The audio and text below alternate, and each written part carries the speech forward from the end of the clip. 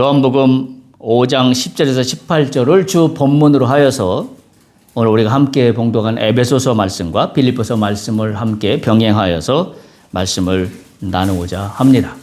지난주에 이어서 오늘도 똑같은 본문의 구성인데요.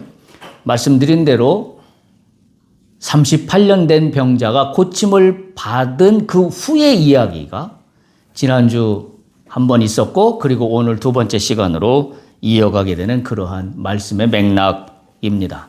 지난주의 말씀을 기억해 본다면 유대인들은 이 병이 나은 병자에게 단도직입적으로 이야기합니다. 뭐라고 이야기하냐면 네가 안식일 규정을 어겼다 라고 이야기하고 있는 거죠. 그런데 예수님은 보면 안식일 규정이 주 관심과 초점이 아니라 38년 된 병자의 회복이었습니다. 그 사람에게 주어진 자유함이었습니다. 상당히 대조가 되는 그러한 부분이 아닐 수가 없습니다. 우리가 신앙생활을 하면서 우리도 이 양날의 양면과 같은 거에서 늘 줄타기하는 신앙인의 모습을 보여줍니다. 굉장히 율법적인 그와 같은 모습이 늘 한쪽에 있으면서 또한 예수님을 찾습니다. 그러나 분명한 사실은 엄격히 보면 예수님과 율법은 하나가 될 수 없습니다. 그런데 더 한 발 나가면 예수님과 율법은 하나입니다. 왜? 예수님은 율법을 완성하러 오셨기 때문입니다. 그렇다면 율법을 완성한다는 내용은 뭔가? 우리는 일단 율법을 완성한다는 차원으로 가지 못하고 율법의 1차원적인 논리에서 머물러 있어요. 그래서 우리는 율법을 잘 이해하고 잘 따른다고 하는 것이 율법적 행위에 갇혀버립니다. 근데 사실은 예수님을 통해서 배우는 것은 율법을 완성한다는 얘기는 그 율법을 통해서 관심이 누구한테 가 있는 거예요? 율법에게 가 있나요? 누구한테 가 있어요? 사람에게 가 있습니다. 우리가 기억해야 될 것은 율법을 완성한다는 것은 사람에게 초점을 맞추는 겁니다. 근데 우리의 신앙은 율법을 완성한다고 하면 뭘 생각하냐? 율법을 지키는 거에 생각을 해요. 그래서 율법주의자가 되는 것이고 율법적인 행위에 우리의 신앙의 초점을 맞춰버리고 마는 게 되는 겁니다. 오늘 예수님은 우리에게 그걸 알려주고 있어요. 왜? 예수님은 율법을 완성하러 오셨는데 그분이 행하시는 이 모든 족적을 가만히 이해해 보면 예수님은 늘 사람에게 있었기 때문입니다. 그러니까 우리가 율법을 완성한다는 것은 사람이 회복되는 거예요. 내가 율법적으로 잘 지킨다고 하는 것은 무엇을 의미하는 거냐면 율법적인 행위를 해서 무엇을 지킨다는 게 지키는 게 아니라 내가 율법을 잘 지키고 따른다는 것은 어디로 가는 거예요? 사람을 살리는 겁니다. 사람의 생명이 살아나는 겁니다. 그게 율법을 잘 지키는 거예요. 우리가 그 점을 잘 이해해야 합니다. 그런데 우리가 말씀해 보듯이 유대인들은 율법을 잘 지킨다고 하면서 그들의 목적은 율법 자체에 있어요. 사람에게는 관심 없습니다. 율법 자체가 그들의 목적이다, 전부예요. 이게 어마어마한 차이인 거예요. 오늘날 신앙생활 하면서 이 두 개의 이 엄연한 진리 가운데 어찌할 바를 몰라서 방황하는 신앙인들이 굉장히 많습니다. 그러다 보니 제일 쉬운 게 뭐예요? 예수님은 눈에 보이지 않으니 제일 쉬운 건 뭐예요? 율법적으로 따라가는 겁니다. 그래서 뭘 지켜라, 뭘 지키지 마라, 그거는 명확하게 구별되어 있으니까 뭘 해야 되고 뭘 하지 말아야 되는 쪽으로 자꾸 신앙을 몰고 가요. 왜 그런 일이 발생하냐면 예수님을 만나지 못했기 때문이에요. 예수님을 만나면 내가 율법적으로 잘 지키고 지키지 않는 것들의 목적이 어디로 가요? 예수에게로 가요. 근데 예수를 만나지 못하고 예수를 잘 모르니 교회는 다닌다고 하면서 예수를 한 번도 영접해 본 적이 없고 성경 말씀에 있는 율법적인 논리로만 성경책을 이해하다 보니 율법을 잘 지키는 것은 곧 율법주의로 가는 것이라고 착각하게 되는 그와 같은 결과입니다. 그래서 제가 지난주에 말씀드렸던 말씀이 사람인가 규정인가에 대한 말씀이었어요. 그래서 소위 사람이 아니라 규정이 아니라 사람이다라는 제목으로 말씀을 드렸던 것을 기억하실 겁니다. 그런데 오늘 제가 말씀드리고자 하는 것은 지난주에도 예고한 대로 오늘 두 번째 있는 본문의 말씀 중에 14절입니다. 14절 다시 한번 보십시오. 이렇게 기록되어 있습니다. 그 후에, 다시 말하면 병자가 고침을 받은 후에 예수께서 성전에서 그 사람을 만나 이르시되 보라 네가 나았으니, 그리고 그 다음 말이에요. 더 심한 것이 생기지 않게 다시는 죄를 범하지 말라. 사실은 이 14절 말을 쏙 빼도, 지금 요한복음 5장 10절부터 뒤까지 이어지는 말씀을 보면 14절 9절만 쏙 빼도 전혀 이야기의 스토리상 크게 무너지는 구절이 없습니다. 자연스럽게 스토리가 연결됩니다. 그런데 굳이 지금 14절이 여기에 들어와 있습니다. 어떤 내용? 다시는 죄를 범하지 말라. 이 다시는이라는 말 때문에 상당한 논란이 예상됩니다. 다시는이라는 말이 그렇다면 뭐가 있었기 때문에 다시라는 말이 있는 거 아닙니까? 그럼 원래도 이 사람이 죄를 졌기 때문에 다시는 죄를 짓지 말라고 하는 건가? 그렇다면 어떻게 논리가 진행이 돼요? 원래 이 사람이 죄가 있었기 때문에 병을 얻었고, 그래서 고침을 받았으니 이제는 다시는 죄를 짓지 말라는 맥락으로 오해의 소지가 충분히 있기 때문입니다. 오늘 그 부분에 대해서 제가 말씀을 드리고자 합니다. 그래서 제가 오늘 말씀의 제목을 뭐라고 정했냐면 본문을 준비하는 가운데 이렇게 정했습니다. 삶의 중심 이동. 정해놓고 나서 참 잘 정했다. 제가 그 생각이 들었어요. 삶의 중심 이동. 우리가 은혜로 산다는 것은, 우리가 은혜로 구원을 받았고 은혜로 주님을 주라 영접하는 사람으로 거듭났다라고 한다면 우리는 중심을 이동하는 삶을 살아야 합니다. 그런데 나의 중심은 전혀 트랜스퍼 되지 아니하고 바뀌지 아니하고 그대로 있으면서 주일마다 교회 나와서 예수여 예수여 그냥 뭐가 안 맞는 것 같죠? 그죠? 우리가 예수님을 나의 주인으로 고백하며 산다는 것은 그분이 내 삶의, 내 인생의 목표이자 주인이자 첫 전부가 되는 겁니다. 그런데 나는 나의 삶을 살아가면서 나는 나 그대로 그냥 있어요. 그리고 나는 주님을 믿는다라고 이야기를 합니다. 이 뭐가 앞뒤가 맞질 않습니다. 그래서 오늘 현대 크리스찬들에게 과거에도 마찬가지입니다만 가장 결정적으로 관심을 가져야 되는 것은 중심 이동입니다. 내 삶의 중심이 지금까지 이러이러하게 살았는데 이제는 내 삶의 가치와 내 중심이 예수님을 중심으로 한 나의 삶의 가치로 이동하는 겁니다. 오늘 그 맥락에서 말씀을 함께 나눕니다. 말씀드린 대로 이 38년 된 병을 얻은 이 사람은 한마디로 이 사람의 죄 때문이 아닙니다. 이 이야기는 성경의 여러 구절을 통하여 말씀을 증거하고 있기 때문에 단언하게 말씀드릴 수 있고 또 단언적으로 말씀드릴 수 있는 것은 예수님이 그렇게 말씀하시기 때문에 예수님의 말씀이 이때는 이렇게 다르고 저때는 저렇게 다른 게 아니기 때문에 우리는 이 말씀을 통하여 이 사람의 병은 이 사람의 죄 때문이 아니다라는 것을 분명히 이야기할 수 있습니다. 요한복음 9장 2절 3절을 보면 이런 소경된 사람의 이야기가 나와요. 요한복음 9장 2절 3절. 여러분도 아마 아시는 구절일 건데요. 제자들이 예수님께 나와서 물어봅니다. 랍비여, 이 사람이 맹인으로 난 것이 누구의 죄를 인함입니까? 라고 물어봅니다. 우리가 궁금해하고 있는 그 부분을 이미 제자들이 물어봤어요. 자기 때문입니까? 그의 부모 때문입니까? 도대체 무슨 때문에 이 사람이 이와 같은 질병을 얻었습니까? 라고 물어보는 거죠. 예수님이 말씀하십니다. 요한복음 9장 3절에 보면 이 사람이나 그 부모의 죄로 인한 것이 아니다. 명확하게 선을 긋습니다. 그리고 이렇게 말씀하십니다. 그에게서 하나님이 하시는 일을 나타내고자 하심이라. 그에게서 하나님이 하시는 일입니다.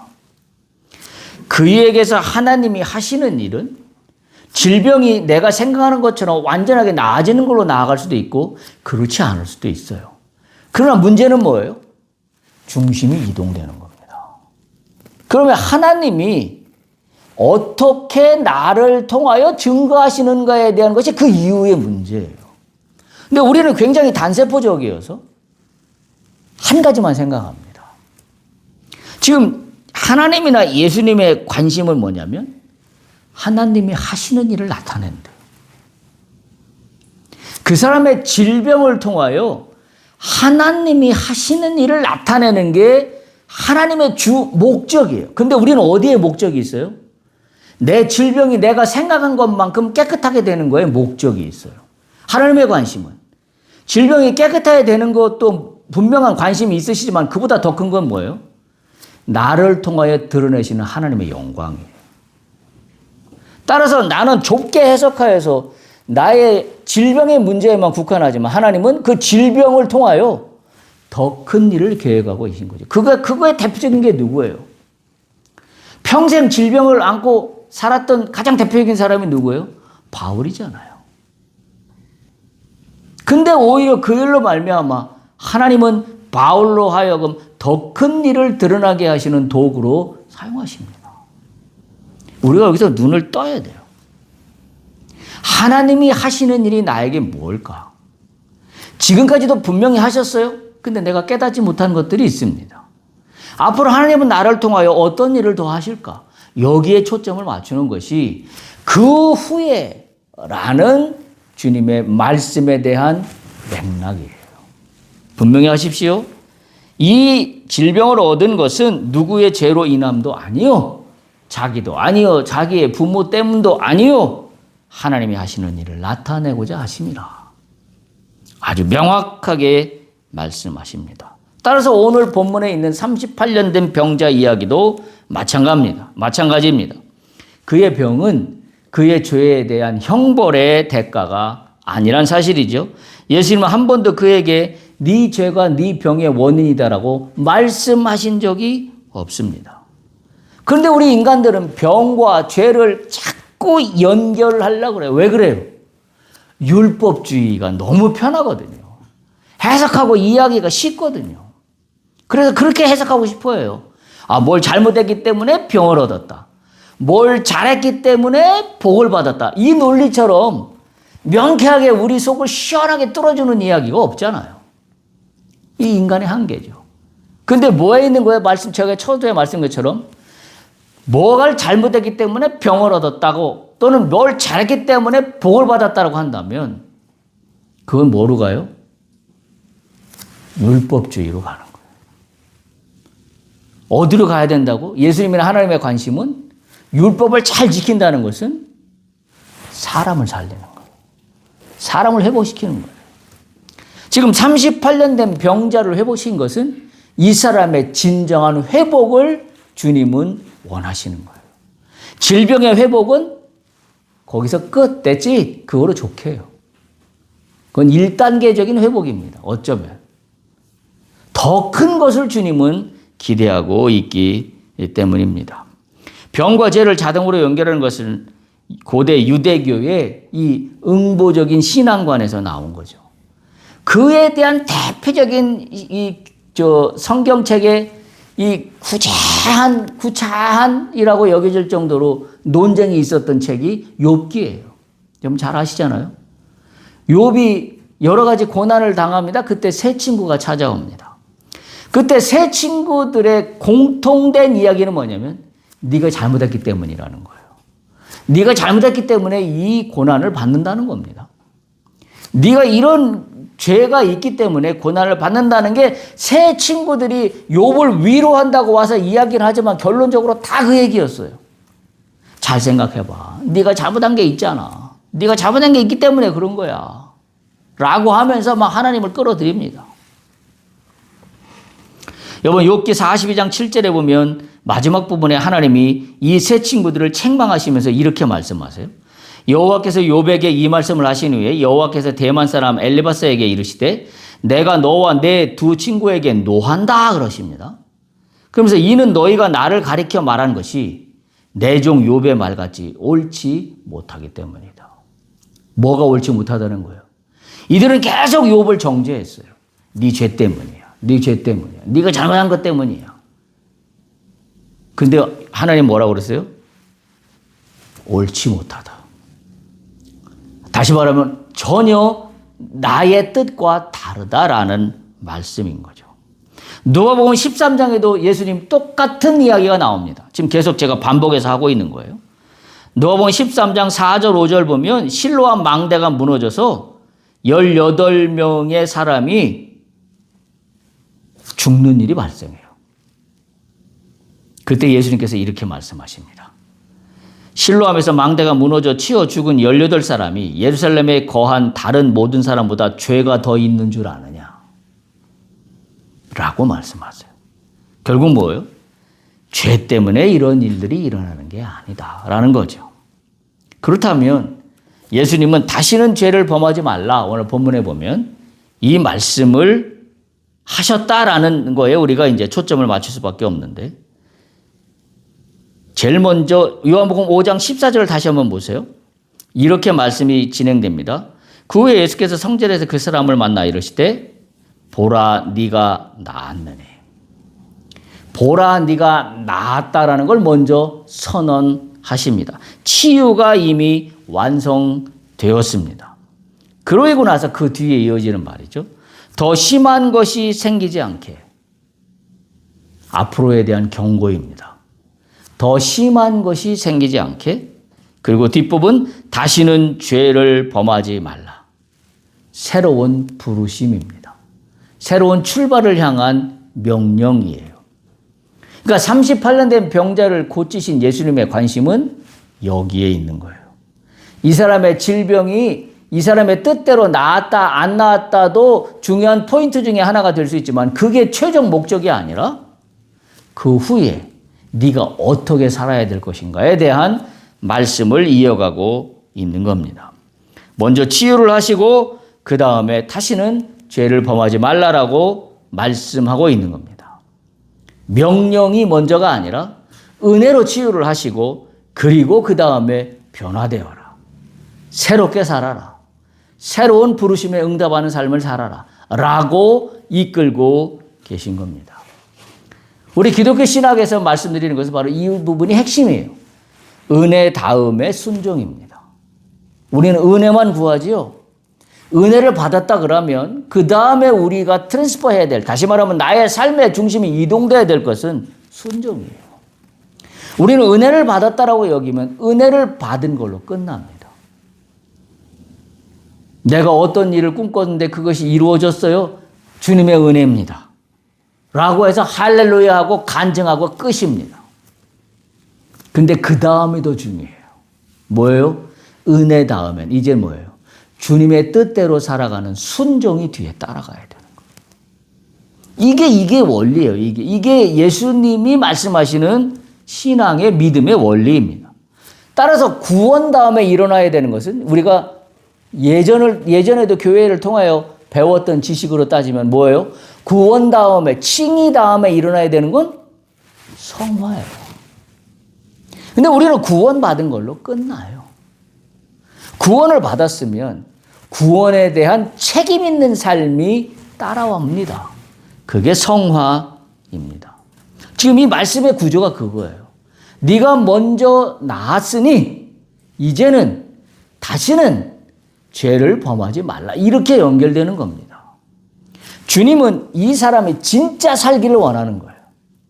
육신적인 질병만 고치는 걸로 끝나지 말고 이 사람의 영혼이, 이 사람의 심령이 정말 하나님으로 말미암아 예수 그리스도로 말미암아 해방과 자유함의 진정한 믿음의 사람으로 거듭나기를 원하는 겁니다.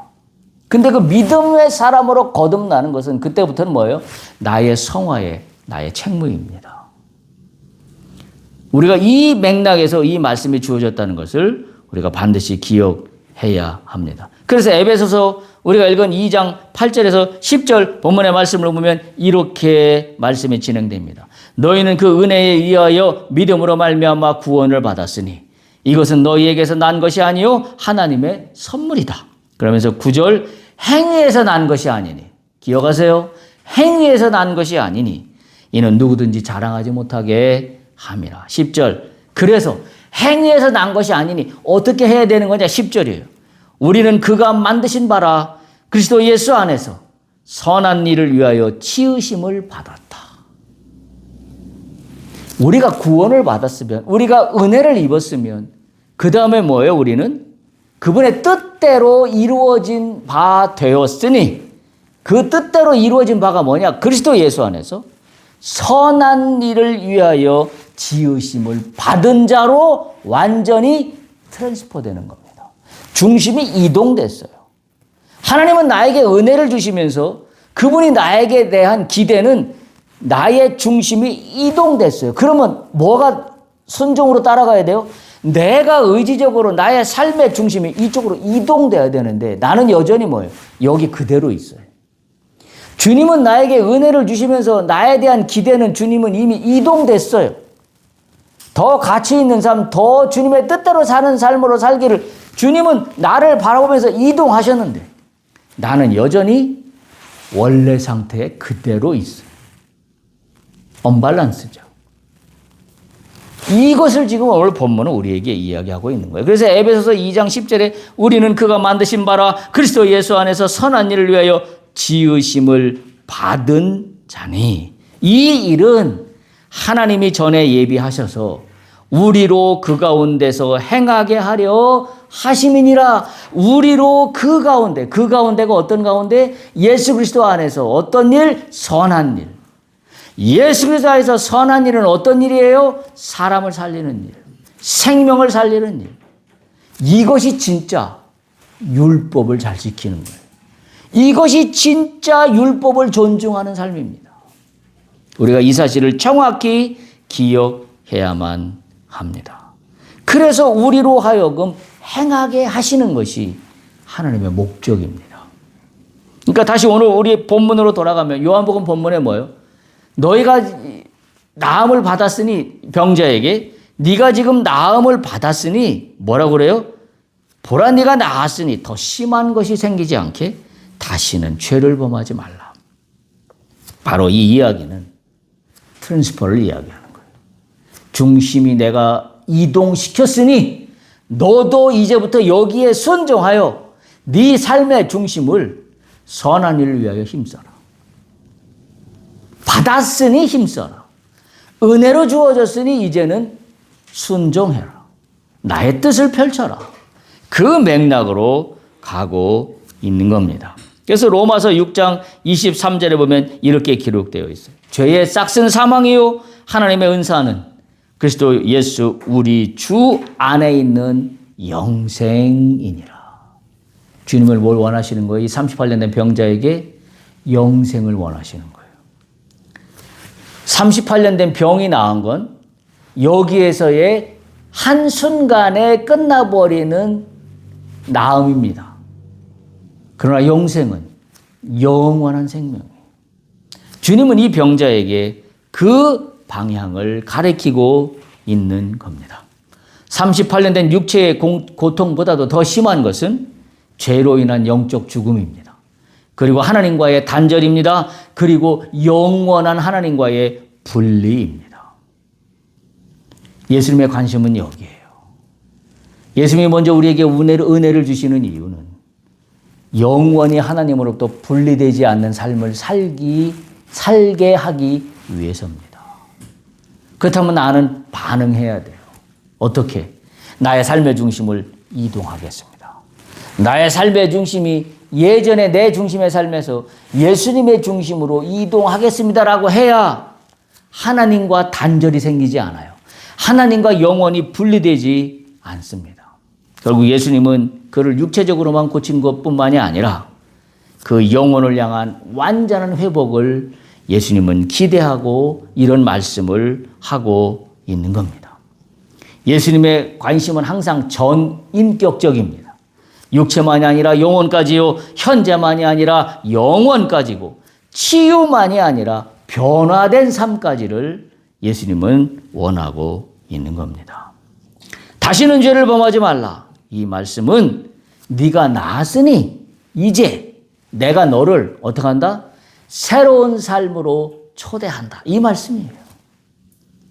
다시는 죄를 범하지 말라는 말씀은 네가 나았으니 이제는 너를 새로운 삶으로 내가 초대하노라. 어마어마한 축복의 말씀입니다. 정죄의 말씀이고 죄에 대한 대가로 소위 말해서 겁을 주는, 그래서 다시는 죄를 짓지 말라. 네가 왜 이런 질병에 걸리게 됐는지 아느냐라는 그런 의미가 전혀 아니라는 거죠. 나도 너를 정죄하지 아니하노니. 은혜입니다. 용서입니다. 자유입니다. 다시는 죄를 범하지 말라.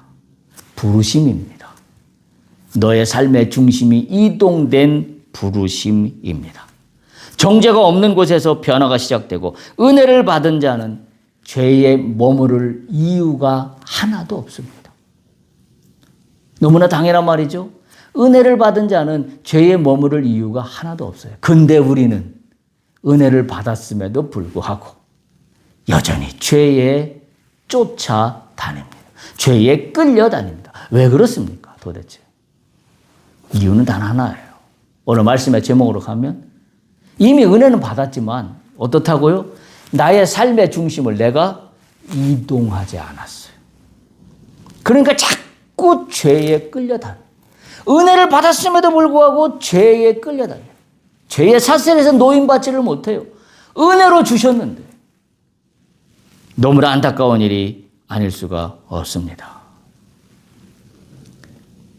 안식일 논쟁과 다시는 죄를 범하지 말라. 이거는 다른 맥락이 아니에요. 그래서 오늘 다시는 죄를 범하지 말라라는 말씀이 여기 들어간 거예요. 안식일 이야기를 하는데 이 죄의 문제가 같이 들어간 것은 이게 같은 짝꿍이에요. 동전의 앞뒷면 같은 거예요. 왜 그런지 말씀드릴게요. 안식일은 뭐로부터의 안식을 가리키냐면 죄로부터의 안식을 가리킵니다. 그게 안식일의 진정한 의미예요. 안식일은 단순한 쉼이 아니에요. 노동으로부터 쉬는 게 안식의 진정한 의미가 아니라 신명기서 5장 15절에 보면 하나님이 이스라엘 백성들에게 이렇게 말씀하세요. 너는 기억하라. 네가 애굽 땅에서 종이 되었더니 네 하나님 여호와가 강한 손과 편 팔로 거기서 너를 인도하여 내었나니, 애굽에서 내가 너를 인도하여 내었나니 라고 말씀하시면서 뭐라고 하시냐면, 그러므로 네 하나님 여호와가 네게 명령하여 안식일을 지키게 하느니라. 은혜를 받았으니 안식일을 지키는 거예요. 애굽으로부터 나왔다는 얘기는 영적으로 어떤 의미예요? 죄로부터 해방된 거예요. 그렇지 않아요? 구원을 받았다는 의미잖아요. 애굽으로부터 탈출해서 나온 거는 죄로부터 해방된 안식이니 그 얘기입니다. 따라서 안식일은 죄로부터의 해방된 날입니다. 죄의 종, 율법의 종, 두려움의 종으로부터 자유로워지는 날이 안식일이에요. 38년 된 병을 가졌던 이 종도, 그 사람이 안식일에 해방된 것은 안식일을 주님이 완성하신 거예요. 안식일의 가장 완전한 의미를 이 38년 된 병자를 통하여 드러내고 있는 겁니다. 예수님은 그를 병에서만 해방시키지 않으셨습니다. 다시는 죄를 범하지 말라라는 말은 죄로부터의 자유함을 선언하고 계신 거예요.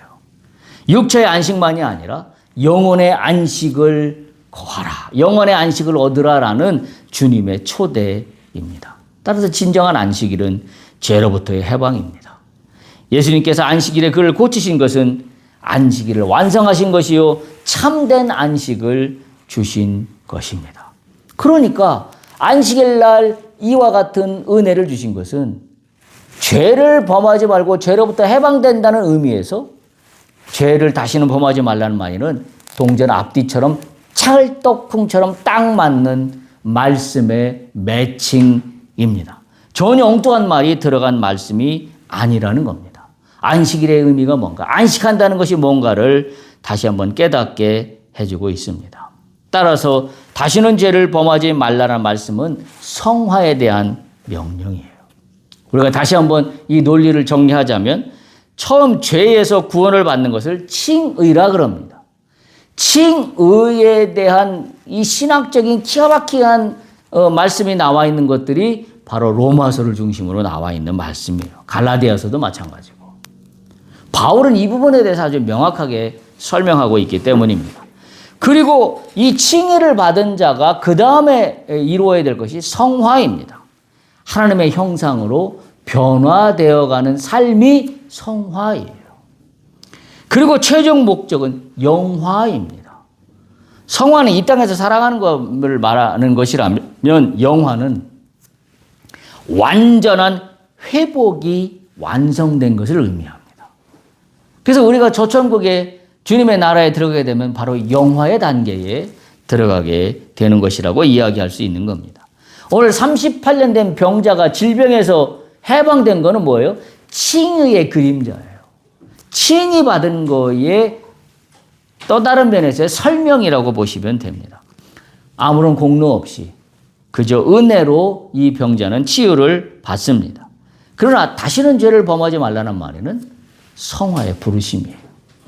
하나님께서 이 자를 부르고 있는 겁니다. 그래서 빌립보서 2장 12, 13절 보면 이렇게 기록됩니다. 그러므로 나의 사랑하는 자들아 너희가 나 있을 때뿐만이 아니라 더욱 지금 나 없을 때에도 항상 복종하여 두렵고 떨림으로 너희 구원을 이루라. 여기에 우리가 관심을 가져야 돼요. 너희 구원을 이루라. 여기서 너희 구원을 이루라는 것은 어떤 의미냐면 성화의 의미입니다. 왜냐하면 칭의의 구원이라면 이미 받아서 끝난 거예요. 근데 너희 구원을 이루라고 말씀하고 있는 것은 성화의 단계에서 어떡하라? 너희의 삶의 중심을 이동하는 삶으로 이루라. 이 땅 가운데 살아가는 동안에 이것을 이루라. 라는 말씀으로 이어지고 있는 거예요. 그래서 에베소서에서 우리가 봉독했던 말씀으로 간다면 바로 뭐예요? 예수 그리스도 안에서 선한 일을 행하는 것으로 이루라.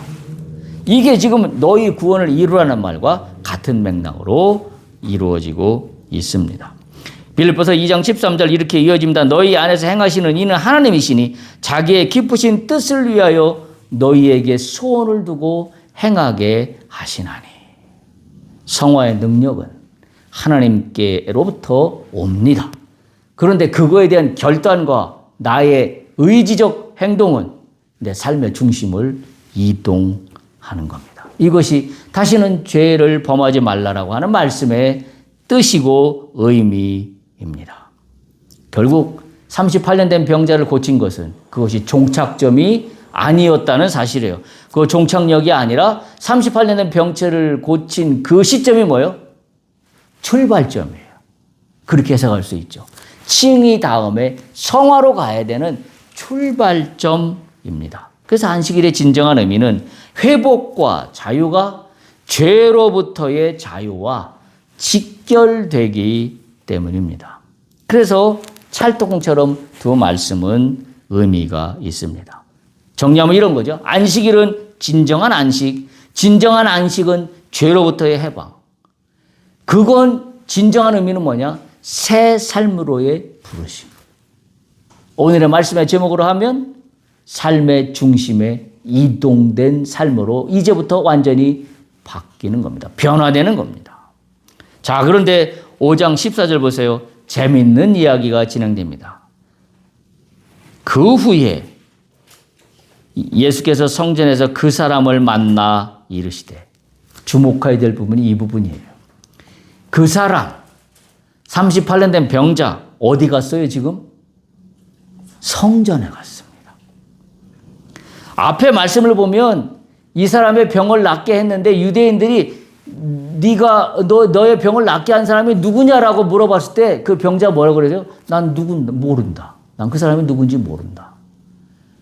그런데 이 사람이 은혜를 받고 나서 어디로 갔냐면 성전에 갔다는 사실이에요. 성전에 가서 예수님을 만나고 그때 그분이 예수 그리스도라는 분이구나라는 걸 이 병자는 피로서 알게 됩니다. 치유받은 자는 하나님 앞으로 나갑니다. 하나님 앞으로 나간다는 것은 삶의 중심을 이동해야 한다는 의미를 담고 있습니다. 이 사람의 삶의 중심은 어디였어요? 베데스다 연못가였어요. 38년 동안 주구장창 베데스다 연못가에서 드러나 있는 것이 그 사람의 삶의 중심이었어요. 근데 이 사람의 삶의 중심이 이제 어디로 갔어요? 성전으로 옮겨졌습니다. 할렐루야예요. 이 사람의 삶의 중심이 예배의 자리로 옮겨졌습니다.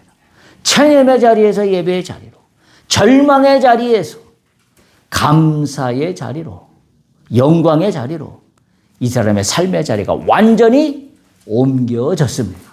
여러분의 삶의 자리가 이렇게 옮겨지기를 축복합니다. 감사하십시오. 그리고 하나님께서 나에게 행하실, 드러내실 앞으로의 일에 대해서 기대하셔야 됩니다. 주께서 나를 어떻게 쓰실까?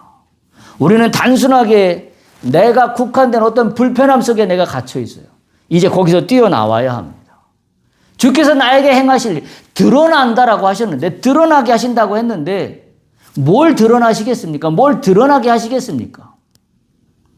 바울은 그에게 질병을 갖고 있으면서 평생 사용하셔서 하나님의 뜻을 이루게 하셨는데, 하나님은 나에게 어떤 일을 계획하고 계십니까? 주여 나를 통하여 드러내시옵소서. 증거하시옵소서. 이 믿음으로, 이 은혜로 나갈 수 있기를 간절히 축복합니다. 예수님은 이 병자를 성전에서도 만나 주셨습니다. 베데스다 연못과 그 구차한 그 어려운 곤란의 자리에 만나 주셨지만 이제 이 병자를 성전에서도 만나 주십니다. 예수님은 목자적인 관심을 끝까지 보이고 있는 겁니다. 베데스다 연못가에서의 관심에서 뛰어나가 목자 예수로서의 관심으로서의 이 사람의 이후의 삶까지도 관심을 가지고 있는 겁니다. 따라서 치유는 관계의 시작입니다. 나의 병에 대한 하나님의 터치하심은 관계의 시작입니다. 그렇다면 이 관계가 시작됐다는 얘기는 뭐예요? 내 삶의 중심이 이동돼야 되는 걸 이야기합니다. 치유는 관계의 문을 엽니다. 예수님이 내 질병에 대한 터치는 관계의 문을 여는 게이트입니다. 병이 나은 것이 목적이 아니라 예수님을 알게 되는 것이 목적입니다. 치유를 통해서 예수님의 관계가 시작됩니다. 그래서 38년 된 병자 다시는 죄를 짓지 말라는 우리가 너무나 잘 아는 요한복음 15장 말씀하고도 연결돼요. 어떤 말씀? 나는 포도나무여 너희는 가지니 나에게서 떨어져 있지 말라. 나에게 떨어지는 순간 아무런 열매도 맺지 못하고 아무것도 할 수 없다. 이 말씀 안으로 들어가는 것이 다시는 죄를 범하지 말라라는 말씀의 의미입니다.